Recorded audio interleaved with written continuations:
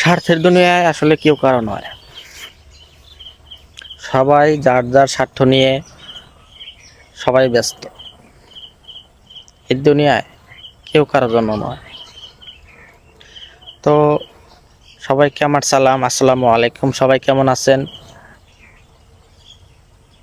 অবশ্যই কমেন্টের মাধ্যমে জানাবেন। আর আপনাদের দোয়ায় আমি অসংখ্য ভালো আছি। তো দেখেন,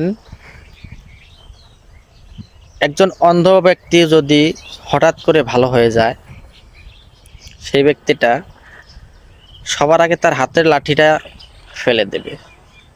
কারণ সে এখন চোখে দেখতে পায়, তার এখন হাতের লাঠিটা প্রয়োজন নেই।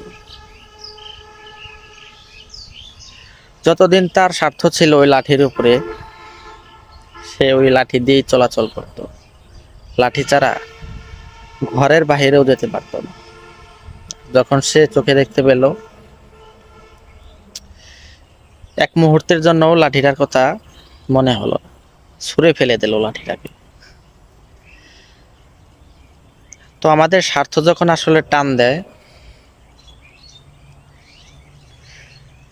কেউ কারো প্রতি একটু মায়া রাখার বোধ করি না, মায়া রাখি না।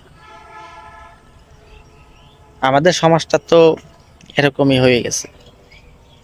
সামান্য একটু স্বার্থ দেখলে কে কি হয় কোনো দেখার বিষয় নেই। তো সবাই ভালো থাকেন, সুস্থ থাকেন, এই আশাই করি। আসসালামু আলাইকুম।